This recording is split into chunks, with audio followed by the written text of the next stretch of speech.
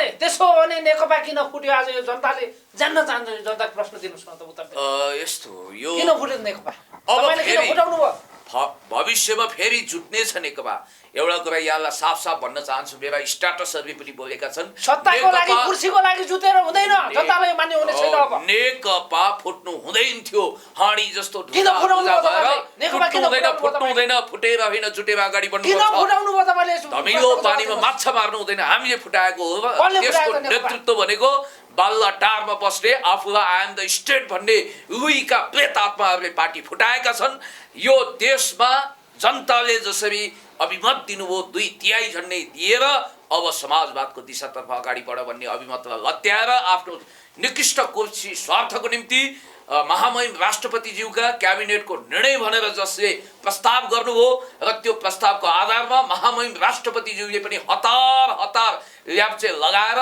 संसद भङ्ग गर्नुभयो यो अधिकार यो आत्मघाती गोल गर्ने अधिकार उहाँहरू दुवैजनालाई छैन प्रधानमन्त्रीज्यूलाई पनि राष्ट्रपतिज्यूलाई पनि उहाँहरूको ब्रिफकेसभित्र हरिया विदेशीहरूले दिएको डलर युरोहरू हुन्छ जसले हामीलाई झोले भन्नुभयो अथवा चरेस हिरोइन गाँजा होला मेरो झोलामा किताब हुन्छ जननेता कमरेड मदन भण्डारी पुष्पलालका प्रेरणाका पाठशालाहरू त्यहाँभित्र आबद्ध हुन्छन् यही भन्न चाहन्छु भनेपछि अब देशको अहिलेको विकसित राजनीतिक घटनाक्रम कसरी मत्थर हुन्छ के छ तपाईसँग यसको त्यसै गरी मत्थर हुन्छ जसरी तपाईको प्रश्न सेलाउँदै गएको छ र हरेक बादलमा चाँदीको घेरा हुन्छ बाढी आइसकेपछि सँगै चुनाव हुन्छ देशमा त चुनाव हुनु पर्यो हुन्छ लोकतन्त्रमा चुनाव त सतत प्रक्रिया हो तर कहिले गर्ने कुन बखत गर्ने भन्ने कुरो चाहिँ महत्त्वपूर्ण हो सरकारले मिति तोकिसकेको छ चुनाव बाबा सरकार कुनै रेठे झाँक्री होइन जसले साइड जुराओस् अथवा नास्त्रेदमस होइन जसले भविष्यवाणी गरोस् तपाईको आशय अब संसद पुनर्स्थापना गरेर प्रचण्ड या माधव नेपाललाई प्रधानमन्त्री बनाउनु पर्यो यो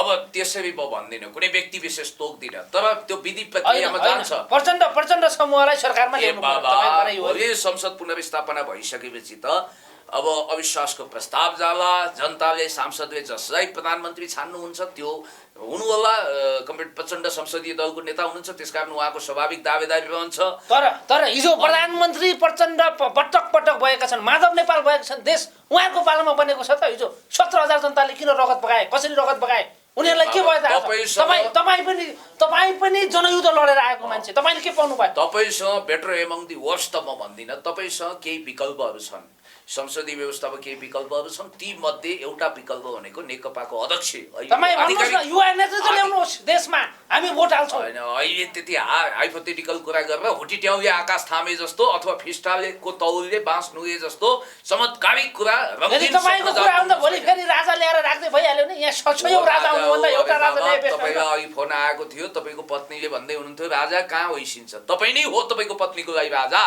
त्यसकारण राजा खाजा साजाको कुरा मसँग नगर्नुस् एउटै कुरो म तपाईलाई भन्न चाहन्छु यदि तपाईँ देश हक त हो भने देशलाई माया गर्नुहुन्छ यदि तपाईँ होइन युवा नेतृत्व ल्याउनुहोस् नयाँ नेतृत्व ल्याउनुहोस् तपाईँ किन माधव नेपालले किन केपी ओली नै किन चाहिँ प्रचण्ड नै खोज्नुहुन्छ तपाईँ यदि तपाईँ आउनुहोस् अगाडि तपाईलाई भोट हाल्छ कुनै शङ्का यदि तपाईँ देशभक्त भन्नुभएको छ पुण्य गौतम 24 क्यारेटको देशभक्त हो भनेर मैले तपाईँलाई प्रमाणपत्र दिनु छैन म एकदमै देवादिदेव महादेवले पठाएको स्फटिक मान्छे हुँ भनेर पनि भन्नु छैन म आध्यात्मिक मान्छे पनि होइन एउटा कुरा म तपाईँलाई भन्न चाहन्छु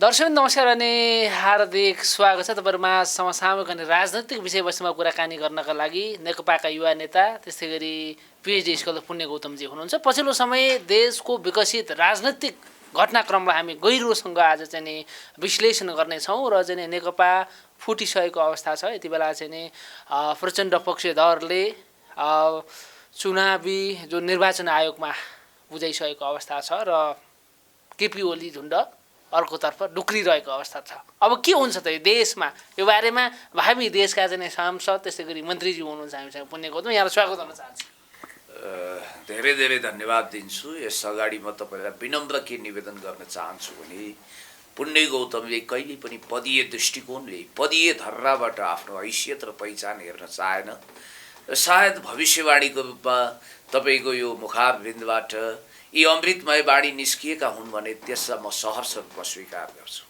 तर नेकपा फुट्दै गर्दाखेरि तपाईँको तालुमा चाहिँ बत्ती बल्या छ अरे नि त के हो खास कुरो अब तालुमा बत्ती बल्यो अथवा तालुमा आलु फल्यो यी आदि यावत बिम्बहरू प्रयोग गरेर तपाईँ मलाई अलङ्कारित बनाउँदै हुनुहुन्छ कि अपमान गर्दै हुनुहुन्छ थाहा छैन।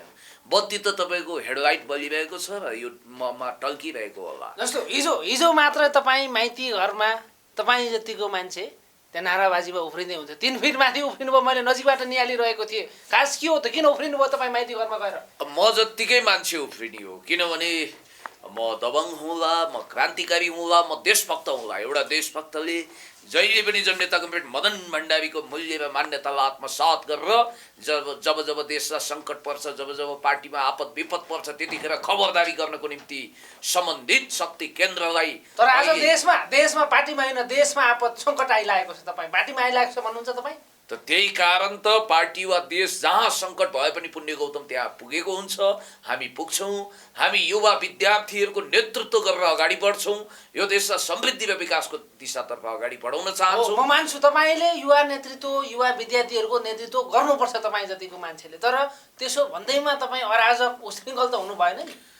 तपाईँहरूलाई यस्तो लाग्दो हो कि यो मानिस अराजक जस्तो देखियोस्, उफ्रियोस्, बुरुक जो क्यामेरामा कैद गर्न पाइयोस् र त्यसलाई सनसनीखेज फुटेज बनाएर प्रसारण गर्न पाइयोस्, तर बिल्कुल त्यो कुरा होइन। पुण्यजी, हिजोको दिनमा तपाईँले माइती घरबाट मानेश्वरतर्फ चाहिँ अगाडि बढ्दै गर्दाखेरि त्यो होलमा बुरुक उफ्रिँदै के बोल्नु भएको थियो, त्यो शब्द हामीसँग छ। फेरि त्यो अरे बाबा अलिकति तौल बढेको होला, बोसो घटाउँ भनेर अलि उफ्रीताफ्री गरियो होला, त्यो बेग्लै कुरा हो। तर पुण्य गौतमले के भन्नुभयो त्यहाँनिर? देशको सम्माननीय प्रधानमन्त्रीलाई केपी चोर, यो देश छोड भन्न मिल्छ तपाईँ? मैले कहिल्यै भनेको छैन। युवा विद्यार्थी फुटेज छ हामीसँग, फुटेज युवा विद्यार्थी भाइ बहिनीहरूले भन्नुभयो र त्यसपछि त्यो कुरामा मैले लिपसिङ पनि गरेको छैन होला, केही छैन होला। त्यो कुरा छोड्नुस्। तपाईले किन गर्नु? छातीमा हात राखेर भन्दिनुस् तपाईले छैन भने।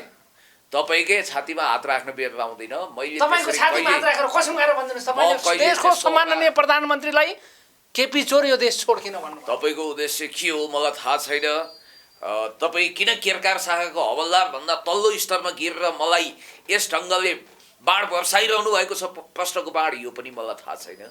तर म एउटा कुरा भन्न चाहन्छु, पुण्य गौतमले तल्लो स्तरको गाली गलौज कहिले पनि गर्दैन। एउटा कुरा चाहिँ पक्का हो कि हिजोसम्म हामीले जब कालापानी लिपुलेक लिम्पियाधुराको आन्दोलन गरेका थियौँ, महान नक्सा जारी भएको थियो, त्यतिखेर हामीले सम्माननीय प्रधानमन्त्री भनेका थियौँ। जब संसदलाई उहाँले भङ्ग गर्नुभयो, जनताको अधिकारमाथि कुठाराघात गर्नुभयो र बालुवाटार र सिंहदरबारलाई भ्रष्ट शिरोमणिहरूको अखडा बनाउनु भयो, त्यसपछि अब टेक्निकली सम्माननीय भने पनि उहाँ केवल प्रधानमन्त्री भन्नुभयो। मेरो ठम्याइ यही। तर तपाईँ त सांसद बन्दै हुनुहुन्छ अरे अब नेकपा फुटिसकेपछि, यस्तो हल्लाएको छ बजारमा। होइन, अब एउटा प्रक्रियामा छिरेर निर्वाचन मार्फत अथवा समानुपातिकबाट राष्ट्रिय सभाबाट पुण्य गौतम सांसद बन्न सक्छ। अरू धेरै अहिले गरी नथुकैरे कुरा कर्कट झार पत्कर गिदाङ्गीहरू को बनेको ठाउँमा पुण्य गौतम जस्तो एउटा राजनीतिक इतिहास भएको, जनताको बीचबाट आएको, जनताको सुख दुःख र भावनामा साथ दिएको, अहिले पनि म कुनै मन्त्री वा सांसद भन्दा कम स्टार क्रेज लिएर हिँडेको छैन। त्यस कारणले गर्दाखेरि तपाईँ सांसदै नबनी चाहिँ बजारमा सांसद हो, भावी प्रधानमन्त्री हो भन्दै तपाईँले चाहिँ उर्दी जारी गर्दै हिँड्नु भएको छ अरे। खास अति बजारियाहरू आफैमा गलत छन् र कुहिराका काग हुन्, जसले मैले नभनेको शब्दलाई दुरुपयोग गरेर मेरो मुखमा कुच्याएका छन्। त्यसमध्ये तपाईँ बुरुक उफ्रिनु भयो नेकपा फुटिसकेपछि। जब माधव नेपाल नेकपाको अध्यक्ष भए तपाईँ उफ्रिनु भयो अरे। के हो खास माधव नेपालसँग तपाईँको सम्बन्ध के हो? हिजो अध्यक्ष हुने बित्तिकै तपाईँलाई गोप्य भेटवार्ता पनि भएको छ अरे भन्ने समाचारहरू आए बजारमा। अब म बुरुक उफ्रिएको तपाईँले सपना चाहिँ देख्नुभयो होला, त्यो छुट्टै कुरा हो। तपाईँले पनि सपना देख्नुभयो अरे। हो, सम्माननीय पूर्व प्रधानमन्त्री श्रद्धेय अध्यक्ष कमरेड माधव कुमार नेपालज्यू नेपाली कम्युनिस्ट आन्दोलनको असाध्यै सम्मानित, सादगी, बेदाग, अन्तर्राष्ट्रिय कदको शालीन व्यक्तित्व हुनुहुन्छ र वर्षौँदेखि उहाँसँग मेरो भावनात्मक वैचारिक सम्बन्ध गाढा छ। किन लुकाउँ? र जननेता कमरेड मदन भण्डारीको समेत कुनै समय नेतृत्व गर्नुभएका सिपी मैनाली पछिको सेकेन्ड म्यान, इतिहासमा निरन्तर अविश्रान्त गतिले अगाडि बढिरहनु भएको र कसैले पनि कुनै ब्लेम लगाउन नसक्ने आदरणीय व्यक्तित्व कमरेड माधव कुमार नेपालज्यू, जो हाम्रो श्रद्धेय अध्यक्ष हुनुहुन्छ। अर्का क्रान्ति नायक कमरेड प्रचण्ड, जसप्रति पनि मेरो हार्दिक सम्मान यस मानेमा छ कि म पनि जनयुद्धको रापताप वर्ग सङ्घर्षको भट्टीबाट उत्पादन भएको व्यक्ति हुँ। त्यसकारण म फेरि बालुवाटारलाई पनि व्यक्तिगत रूपमा गाली गर्न चाहन्न। कमरेड केपी ओलीले पनि गरेका राम्रा कामहरूलाई उहाँ हिजो हाम्रो श्रद्धेय अध्यक्ष हुनुहुन्थ्यो, तर भोलि हुन सक्छ पुण्यजी त्यसलाई जस्तो तारिफ गरेको छु हिजोको मैले। दिनमा जनताले या चाहिँ पत्रकारले सरकारको विरोध एक शब्दमा गर्यो भने तपाईँ 5 फिट माथि उफ्रेर आज चाहिँ पत्रकारमाथि तपाईँ खनिनुहुन्थ्यो। आज तपाईँ सरकारमाथि किन खनिँदै हुनुहुन्छ? के हो रहस्य? त्यसैलाई भनिन्छ राजनीतिक धर्म। तपाईँले महाभारत पढ्नु भएको छ नि। तर हिजो सरकारले गलत गर्यो भन्दाखेरि तपाईँले साथी ठोकेर भन्ने तपाईँ होइन। केपी ओली सामान्य प्रधानमन्त्री भ्रष्टाचारको विरुद्धमा के अरे खनिएका छन्, शून्य सञ्चित नीति अपनाएको छ भन्ने तपाईँ होइन। आज तपाईँ आज चाहिँ सांसद बन्दै गर्दाखेरि सांसद बन्नेवाला हुँदाखेरि केपी ओलीलाई तपाईँ चाहिँ त्यसो भन्न मिल्छ तपाईँले? उमेरले युवै भए पनि परिवेशले म आधुनिक भीष्म हुँ। तपाईँले महाभारत पढ्नु भएको छ। भीष्मको मन पाण्डवतिर थियो तर शरीर कौरवतिर थियो र उहाँ किन कर्तव्य विमूढ हुनुहुन्थ्यो। जता मल्खु त्यतै ढल्कु हो। त्यस्तो होइन। मैले किन होइन त्यसो भने? किन होइन तपाईले? मेरो राजनीतिक दायित्व र धर्म के थियो भने मैले त्यतिखेर सरकारले गरेका राम्रो कामको डिफेन्स गर्नु थियो।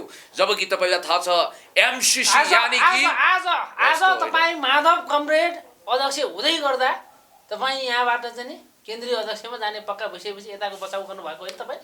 होइन, अब टङ स्लिप भयो तपाईँको। केन्द्रीय सदस्य भन्न खोजे होला। केन्द्रीय अध्यक्ष त श्रद्धेय अध्यक्ष कमरेड प्रचण्ड र श्रद्धेय अध्यक्ष माधव कुमार नेपालज्यू नै हुनुहुन्छ। र जहाँसम्म मलाई लाग्छ त्यो भविष्यवाणी हो भने चाहिँ ठिकै छ। जहाँसम्म मलाई लाग्छ आज मात्रै होइन हिजो पनि म एउटा राजनीतिक संस्कारले ओतप्रोत भएको मान्छे हुँ र भोलि पनि भइरहनेछु। मलाई थाहा छ रनबन डुले पनि बाल्लाटारतिर बरालिएका साथीहरू भड्किएको आत्मा जस्तो भएर अहिले डुलिरहनु भएको छ र एक दिन अवश्य पनि मूलधार नेपाल कम्युनिस्ट पार्टीमा फर्किनु हुनेछ। र जहाँसम्म मलाई लाग्छ मैले हिजो मिलेनियम च्यालेन्ज कर्पोरेसनको कुरा गरौँ या कुलमान घिसिङलाई नेपाल विद्युत प्राधिकरणको कार्यकारी निर्देशक बनाउनुपर्छ भन्ने कुरा होस्, चाहे सरिता गिरीको सांसद पद खारेज हुनुपर्छ भन्ने कुरोमा तपाईँकै मिडिया मार्फत आवाज बुलन्द गर्दा आफूलाई राष्ट्रवादको पेटेन्ट राइट दाबी गर्ने यही बाल्लाटारको निर्देशनमा मलाई पटक पटक एक पटक होइन दर्जनौं पटक किन गिरफ्तार गरियो? मण्डलेहरू सब प्रतिकार गर्दा फेरि तपाईँ चुक्नु भयो। हिजो चाहिँ नि सिडिओले मलाई पक्राउ गरे भन्नुहुन्थ्यो, आज फेरि तपाईँ चाहिँ प्रधानमन्त्रीलाई दोष दिने, बालुवाटारलाई दोष दिने। अहिले बुझ्दैछु मैले सिडिओको सूत्रसँग पनि कुराकानी गरेँ। मलाई त्यस्तै इन्फर्मेसन थियो। त्यसो दुई जिब्रे गरेको फेरि मन पर्दैन जनतालाई? पाँच मैले कुनै जिब्रो अनेक रङका र नाना नौ रङका जिब्रो लिएर तपाईँ नेकपाको नेतालाई किन नेकपा सरकारले यति साह्रो चाहिँ लट्ठी बजार छ भन्दाखेरि तपाईँले के भन्नुभएको थियो? सिडिओ राज चल्यो यहाँनिर। यस्तो लाग्छ कि मलाई चाहिँ हाने समाते भनेर भन्नु। यस्तो लाग्छ कि तपाईँले आफ्नो मिडिया हाउसमै एउटा मिनी अदालत चलाउनु भएको छ र हर कुनै गेस्टको अपमान गर्ने ठेक्का लिनु भएको छ। त्यसो नगर्नु होला। अपमान गरेको छैन। हिजो तपाईँले जे भनेको थियो, हिजो तपाईँले जे बोल्नु भएको थियो त्यो कुरालाई तपाईँले समाजमा अत्यन्तै घटिया इमेज बनाएका मानिसहरूलाई पनि सम्मानपूर्वक आदरपूर्वक सम्बोधन गरेर शालीन भाषामा प्रश्न सोधेको कुरा मलाई थाहा छ। यद्यपि दाई भनेर तपाईँ मेरो भुइँ चढ्नु भएको छ र मेरो ढाडमा टेकेर टाउकोमा ड्याङ ड्याङ लट्ठी हान्नु भएको छ। खैर केही छैन। मैले तपाईँको टाउकोमा कसरी लट्ठी हानेको छु? मैले प्रश्न सोध्न नपाउने। हिजो तपाईँले जे भन्नुभएको थियो त्यसलाई मैले क्रस क्वेसन गर्न पाउने कि नपाउने? सुन्नुहोस्, लङ वाक टु फ्रिडमको लेखक विश्वप्रसिद्ध महान नेता नेल्सन मण्डेलाको एउटा भनाइ छ, फर्गिभ बट नट फर्गेट। माफ गर्नुहोस् तर नभुल्नुहोस्। राजनीतिमा एउटा संस्कारको कुरो हुन्छ। आज हामी कहाँ छौँ, भोलि फेरि एउटै नदीमा मिसिने छौँ। हिजो कहाँ थियौँ, फेरि हामी मिल्यौँ। त्यस कारणले गर्दाखेरि राजनीतिमा म 50 वर्ष पछाडिको कुरो सोचेर हिँड्छु र म आज पनि के भन्छु भने मैले कहिल्यै पनि कसैलाई व्यक्तिगत रूपमा तुच्छ गाली गलौज गरेको छैन, गर्नेवाला पनि छैन। के मैले यो भन्न नपाऊँ? गगन थापा 2008 देखि अमेरिकी दूतावासको की कन्ट्याक्ट पर्सन भएर सिआइएको भत्ता खाइरहेको कुरो जुलियन असान्जको प्रतिवेदनले बताउँछ। त्यो कुरो मैले पब्लिकलाई भन्न नपाऊँ? गगन थापाको बाइक 3 ठाउँमा खटेर बाइक 3 ठाउँमा ठेल्नु पर्ने खालको थियो। आज उनीसँग 3वटा सफिस्टिकेटेड कार छ र करोडौंको बङ्गला 2-3 ठाउँमा छ। के मैले यो कुरा भन्न नपाऊँ? तपाईले मन्त्री हुनुहुन्छ, तपाईको पनि होला त्यहाँनेरि, सांसद तपाईको पनि होला। हो, मलाई यो कुरामा व्यक्ति पार्नुहोस् र मलाई जनताको कठघरामा उभ्याइदिनुहोस्। क्या बात, स्याबास अनुपजी, धन्यवाद भनौँला। किनभने तपाईँको यो भिडियो साक्षी रहोस्। पुण्य गौतमले भनेको छ अबको राजनीतिमा सच्चा राजनेता भनेको जोगी जस्तो हुनुपर्छ। लोकतन्त्रले त्यो मागेको छ। उठजोगी फड्का छाला जता जला उतै खाला भोक्न बकारी पिर्न सुर्ता टाइपको हुनुपर्छ। जननेता कमरेड मदन भण्डारीको सपना साकार पार्ने त्यो व्यक्ति हुनुहुन्छ।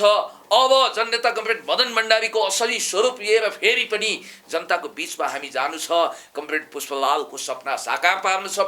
बिपीको पनि अधुरो सपनाको वारिसै बन्नु छ।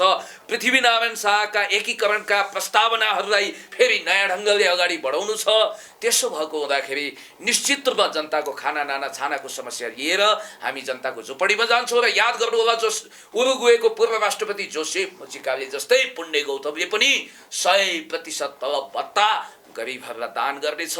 उसले कुनै सरकारी मोटर चढ्ने छैन। यो मेरो विश्व प्रतिज्ञा हो। तपाईँको भिडियो फुटेज साक्षी रहोस्। भनेपछि तपाईँ अब मन्त्री हुँदै हुनुहुन्छ। तपाईँ आशय यो हो तपाईँको? अब मैले त्यस्तो पदको लागि मरिहत्ते गरेको छैन, हतारो गरेको छैन। किनभने तर तपाईँले खुलासा गरिसक्नुभयो। तपाईँ जनतामा तपाईँलाई थाहा छ नि, पूर्व मन्त्रीहरूको इमेज लिलाम बराबर भएको। ऊ त्यहाँ रत्न पार्कमा जानुहोस्, कुम ठोक्यो 4 जना मध्ये भने 3 जना वा 2 जना त पूर्व मन्त्री नै हुन्छ। उसको अनुहार कागती निचोरिए जस्तो हुन्छ, फुकमा उडेको हुन्छ। त्यस खालको मन्त्री मलाई बन्नु छैन। कस्तो खालको मन्त्री बन्ने तपाईँ? देशको प्रधानमन्त्री बन्ने कि सांसद बन्ने कि कस्तो बन्ने बताइदिनु। अब अनेक खालका नाना नौरङका बाणीहरू तपाईँको मुखबाट निस्किएको छ। कहिलेकाहीँ सरस्वतीले निवास गरेको बेला तपाईँले निकालेको यो अमृतमय बाणी आशीर्वादको रूपमा जनताले तथास्तु भनिदिन सक्छन्। यद्यपि म पदको लागि मरिहत्ते गरेर 12 हाते पटुकी बाँधेर मैदानमा हाप झाप गर्ने चरित्रको मान्छे परिन। तर माधव नेपालको क्षेत्रबाट तपाईँ चुनाव लड्दै हुनुहुन्छ अरे। अब सोरै आना गलत कुरो। सम्माननीय पूर्व प्रधानमन्त्री कमरेड माधव कुमार नेपाल काठमाडौँको क्षेत्र नम्बर 1 बाट उठ्नु भएको छ। म काठमाडौँको क्षेत्र नम्बर 1 मा त्यो निर्वाचनको प्रचारको प्रमुख कमान्डर भएर उठ्न तयार छु। यदि मलाई पार्टीले नउठ भन्यो भने त्यो आदेश पनि म तामेल गर्न तयार छु। र पार्टीको निर्देशन देशभक्त नेपालीको रूपमा जननी जन्मभूमि स्वर्गादपि गरिएसी mother and are greater than heaven. हमारा देश स्वर्गभन्दा प्यारो हुन्छ भन्ने भावनाका साथ शिरमा कफन बाँधेर यो चन्द्र सूर्यको प्रतिनिधित्व गर्ने एउटा महान सभ्यतालाई अगाडि बढाएर शिरमा हिमाल झैँ टोपी लगाएर म अगाडि बढ्नेछु। सम्माननीय प्रधानमन्त्री पूर्व प्रधानमन्त्री श्रद्धेय अध्यक्ष कमरेड माधव कुमार नेपालको क्षेत्र त्यो। यदि म उठेँ भने कहाँबाट उठ्नुहुन्छ तपाईँ? कताबाट उठ्नुहुन्छ? निजगढबाट उठ्नुहुन्छ तपाईँ? निजगढ आफैमा एउटा क्षेत्र होइन। जोरपाटीबाट उठ्नुहुन्छ तपाईँ? म आफ्नो निर्वाचन क्षेत्र त्यसलाई बनाउने छु जहाँ म जन्मिएँ वा मैले अहिले कर्म गरेको छु। यो 2 मध्ये 1 हुन सक्छ यदि उठेँ भने। भनेपछि तपाईँ अब सांसद बन्दै हुनुहुन्छ। त म यसो भनेर अहिलेदेखि लबिङमा छैन। तर एउटा हिजै तपाईँ माधव कुमार नेपाल अध्यक्ष बन्ने बित्तिकै माधव नेपालको निवासमा किन पुग्नु भयो? तपाईँ जान्छन् त कस्तो केटाकेटी प्रश्न सोध्नुहुन्छ। एउटा कार्यकर्ता वा नेता आफ्नो सर्वोच्च कमान्डर कहाँ के देउसी भैलो खेल्न गएको हो र मलाई पद चाहियो भन्न गएको हो र म त बधाई दिन, हार्दिक बधाई दिनको निम्ति, खुसियाली सेयर गर्नको निम्ति र पार्टीलाई फेरि पनि एकताबद्ध गराउनको निम्ति सम्माननीय कमरेड हजुरको भूमिका ग्राह्य छ, आवश्यक छ। कुनै समय त्यसो भने नेकपा किन फुट्यो? आज यो जनताले जान्न चाहन्छ। जनताको प्रश्न दिनुस् न त उत्तर। यस्तो यो किन फुट्यो नेकपा? अब किन फुटाउनु भयो? भविष्यमा फेरि जुट्नेछ नेकपा। एउटा कुरा यहाँलाई साफ भन्न चाहन्छु। मेरा स्ट्याटसहरूले पनि बोलेका छन्। सत्ताको लागि कुर्सीको लागि जुटेर हुँदैन। जनताले मान्ने हुने छैन। अब नेकपा फुट्नु हुँदैन थियो। हाडी जस्तो किन फुटाउनु भयो तपाईले? नेकपा किन फुट्नु हुँदैन? फुटेर होइन जुटेर अगाडि बढ्नु पर्छ। किन फुटाउनु भयो तपाईले? धमिलो पानीमा माछा मार्नु हुँदैन। हामीले फुटाएको हो। त्यसको नेतृत्व भनेको बाल्ला टारमा बस्ने आफूलाई आई एम द स्टेट भन्ने लुइका प्रेतात्माहरूले पार्टी फुटाएका छन्। यो देशमा जनताले जसरी अभिमत दिनुभयो 2/3 झन्डै दिएर अब समाजवादको दिशातर्फ अगाडि बढ भन्ने अभिमतलाई लत्याएर आफ्नो निकृष्ट कुर्सी स्वार्थको निम्ति महामहिम राष्ट्रपतिज्यूका क्याबिनेटको निर्णय भनेर जसले प्रस्ताव गर्नुभयो र त्यो प्रस्तावको आधारमा महामहिम राष्ट्रपतिज्यूले पनि हतार ल्याप्चे लगाएर संसद भङ्ग गर्नुभयो। यो अधिकार, यो आत्मघाती गोल गर्ने अधिकार उहाँहरू दुवैजनालाई छैन। प्रधानमन्त्रीज्यूलाई पनि राष्ट्रपतिज्यूलाई पनि यो गम्भीर आत्मघात भयो। यसको मूल्य चुकाउनु पर्छ र म भन्न चाहन्छु अब सम्मानित सर्वोच्च अदालतले अवश्य पनि दुधको दुध पानीको पानी छुट्याउनेछ। संसदको पुनर्स्थापना हुनेछ। विघटित संसद ब्युतिनेछ र त्यो मार्फत फेरि विकास, शान्ति र स्थिरतातर्फ नेपाल अगाडि बढ्छ। तपाईँलाई थाहा छ नि, देशको संविधान जस्तो अहिलेको त्यो असंवैधानिक तरिकाले संसद विघटन गरियो? किन विघटन गरियो त यो? त्यो त्यसको जवाब छ तपाईँसँग? त्यो त प्रधानमन्त्री केपी ओलीज्यूलाई तपाईँ बालुवाटार जानुहोस् र यो प्रश्नको जवाब मागिहाल्नुहोस्, नभए उहाँका सल्लाहकारहरूले अथवा कुनै कुशलीले तपाईँलाई दिन सक्छ। म त्यो खालको छोरा चलाउने मान्छे होइन। जनमतको सम्मान। त्यसो भने पार्टी किन फुटाउनु भयो? पार्टी किन फुट्यो त? पार्टी हामीले फुटाएको हो। तपाईँले जुटाउन सक्नुहुन्थ्यो नि त, जुट्न सक्नु मिलेर अगाडि बढ्न बाबा सक्नुहुन्थ्यो। जो मान्छे अब अड म्यान अल टाइपले हिँडेको छ, आडबाङ्गो तरिकाले हिँडेको छ, कसैको कुरो सुन्दैन, अधिनायकवादी मार्गमा अगाडि बढेको छ र अलेक्जेन्डर द ग्रेट भएर अगाडि बढेको छ र त्यो अलेक्जेन्डर द ग्रेट जसलाई थाहा छैन उसको पतनको अन्तिम पटकथा लेखिन अब निकै छिटो बाँकी छ भन्ने कुरो उसलाई थाहा छैन। त्यस कारणले म भन्न चाहन्छु, बडा बडा अहङ्कार लिने होइन। यो पृथ्वीमा भिसा र पासपोर्ट सहित आएका हरेक मान्छेहरू एउटा आवधिक समयपछि फेरि यो लोकलाई टाटा बाई बाई गर्नुपर्छ। बिल गेट्स पनि खरबौँको सम्पत्ति यहीँ छोडेर जाने हो, अलेक्जेन्डर द ग्रेटले पनि छोडेर गए, नेपोलियन हिटलर पनि विदा भए। त्यस कारणले गर्दाखेरि म नै राज्य हुँ, सेरोफेरो सबै मेरो, आकाशै बाँधौँ पातालले बाँधौँ भनेर कसैले पनि शङ्ख भोग्ने होइन, शङ्खनाद गर्ने होइन, दम्ब र अहङ्कार गर्ने होइन, मदले मातिने होइन। जनतालाई सम्मान गर्नुपर्छ। जनताभन्दा ठुलो कुरो केही पनि छैन। जनताले पाजीलाई काजी, काजीलाई पाजी। जनतालाई सम्मान गरेर जनमत बुझ्नको लागि केपी शर्मा ओलीले निर्वाचन घोषणा गर्नुभयो। त यो अहिलेको समस्या समाधान गर्ने कडी हो र? अरूतिर अन्त चैतमा जनता कोहीलाई के धन्दा कोहीलाई के धन्दा, घर ज्वाइँलाई खान केही धन्दा भने जस्तो देश कोरोनाको कहरले ग्रस्त छ, अर्थतन्त्र थलिएको छ। तर अरू कुशुलेलाई, अरू भ्रष्टहरूलाई देशको जिम्मा, जुन शक्तिको जिम्मा लाउनु भन्दा जनतालाई जिम्मा लाउँछु भनेर उहाँले भन्नुभएको छ। अरे बाबा, यति ओम्नी जस्ता गाण्डहरूले घेरिएर बसेको को छ? उसैले अरूलाई भ्रष्ट भन्ने अनि त्यसपछि हरेक मान्छेलाई बदनाम गर्ने, यो कुरो हुनु हुँदैन। यो गोएबल्स थ्योरी अब हामी खारेज गर्छौँ। म भन्न चाहन्छु प्रधानमन्त्रीज्यू, यहाँले आफ्नो वरिपरि एकचोटि भोल्टियरवादी मान्यता अनुसार आफ्ना सल्लाहकारहरूलाई पनि नियन्त्रण गर्नुहोस्। किनभने भोल्टियरलाई त्यहाँका सम्राटले सोधेका थिए के गरौँ? सम्राट र भोल्टियरले भने तपाईँका 100 मध्ये 79वटा घोडा तबेलाबाट फुक्का फाल गरिदिनुहोस्। भोल्टियरको भाषा बुझेनन् दार्शनिक। प्रधानमन्त्रीले तपाईँको धम्की हो कि सुझाव हो कि के हो खास? पुलिसर जस्तो हिजो तपाईँले भेटेरै कामरेड माधव नेपाललाई बधाई दिनुभएको थियो, आज जनता माझबाट तपाईँको यदि दम छ भने उहाँलाई फोन हानेर बधाई दिनुहोस्। अब यो दम, अल्सर, क्यान्सरको कुरा नगरौँ। म तपाईँलाई बहुत स्पष्ट भाषामा सम्झाउन चाहन्छु। सम्माननीय पूर्व प्रधानमन्त्री एवं श्रद्धेय अध्यक्ष कमरेड माधव कुमार नेपालज्यूको एक एक मिनट, एक एक सेकेन्डको महत्त्व हुन्छ। त्यस कारणले गर्दाखेरि मिटिङमा हुनुहोला अथवा कार्यकर्ता भेटघाटमा हुनुहोला, आफ्नो दैनिक काममा हुनुहोला। त्यसकारण फोन हानेर अब डिस्टर्ब नगरौँ।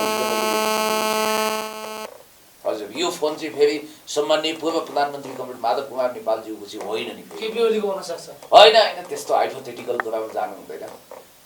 हुन त सक्छ, किनभने एकजना युट्युबर साथीलाई खेती किसानीको रिपोर्टिङ गरे बापत सम्माननीय प्रधानमन्त्री को आसनबाट उहाँले फोन गर्नुभएको थियो र म पनि 1-2 पटक उहाँसँग कुराकानी गर्न सफल भएको छु फोनमै।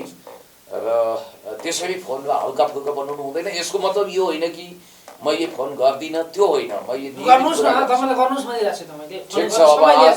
ठिक छ, म फेरि पनि उहाँलाई बधाई दिनको लागि फोन गर्दैछु। माधव कुमार नेपालज्यूलाई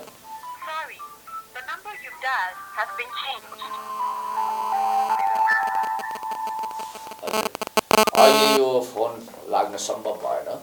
म फेरि पनि पछि प्रयत्न गर्नेछु र अहिले फोन हान्नु नै ठुलो कुरो भएन र हामीले फोन गरेको गर्न डिस्टर्ब पनि गर्नु हुँदैन। त्यो डिग्निटी, त्यो गरिमा, त्यो ओज, त्यो ओजनलाई हामीले महत्त्व दिनुपर्छ, सम्मान गर्नुपर्छ।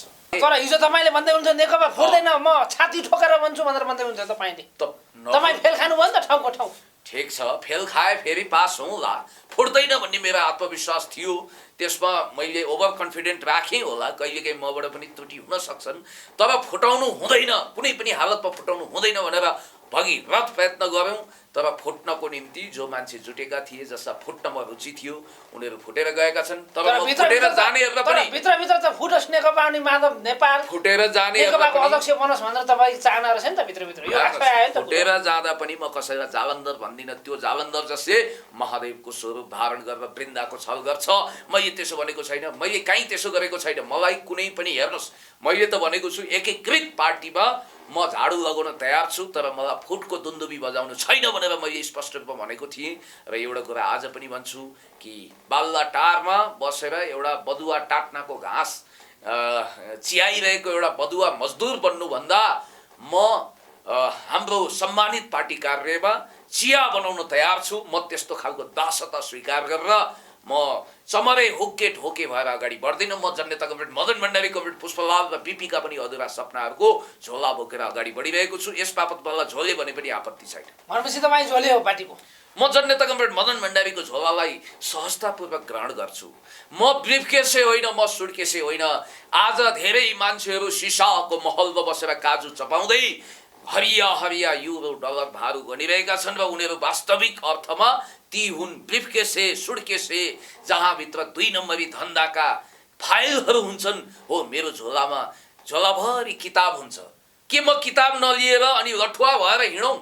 अनि के म झोलाभरि मैले जनताका फाइलहरू लिएर नहिँडौँ? झोला बोक्नु राम्रो कुरा हो, सवाल झोलाभित्र के हुन्छ भन्ने। उहाँहरूको ब्रिफकेसभित्र हरिया हरिया विदेशीहरूले दिएको डलर युरो भारू हुन्छ, जसले हामीलाई झोले भन्नुभयो, अथवा चरेस हिरोइन गाँजा होला। मेरो झोलामा किताब हुन्छ। जननेता कमरेड मदन भण्डारी, पुष्पलालका प्रेरणाका पाठशालाहरू त्यहाँभित्र आबद्ध हुन्छन्। यही भन्न चाहन्छु। भनेपछि अब देशको अहिलेको विकसित राजनीतिक घटनाक्रम कसरी मत्थर हुन्छ? के छ तपाईँसँग यसको? त्यसै गरी मत्थर हुन्छ जसरी तपाईँको प्रश्न सेलाउँदै गएको छ। र हरेक बादलमा चाँदीको घेरा हुन्छ। बाढी आइसकेपछि सँगै चुनाव हुन्छ देशमा? त चुनाव हुनु पर्यो, हुन्छ। लोकतन्त्रमा चुनाव त सतत प्रक्रिया हो, तर कहिले गर्ने, कुन बखत गर्ने भन्ने कुरो चाहिँ महत्त्वपूर्ण हो। सरकारले मिति तोकिसकेको छ चुनाव। बाबा, सरकार कुनै रेठे झाँक्री होइन जसले साइज जुराओस्, अथवा नास्त्रेदमस होइन जसले भविष्यवाणी गरोस्।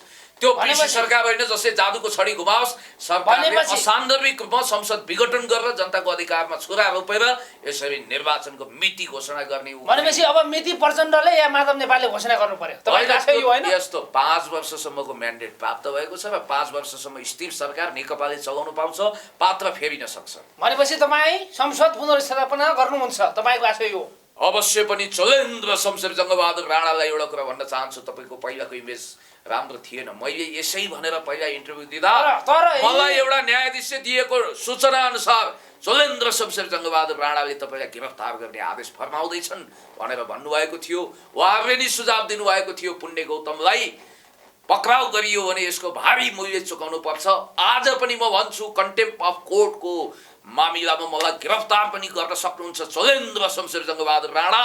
म तपाईँलाई भन्न चाहन्छु कि तपाईँले अब पनि न्यायको तराजु ढल्काउनु कोल्टाउनु हो भने दुधको दुध पानीको पानी छुट्याउने न्यायिक राजहंसको भूमिका निर्वाह गर्नु भएन भने तपाईँलाई जनअदालतले दण्डित गर्नेछ। तपाईँ कुनै देवादिदेव महादेव होइन।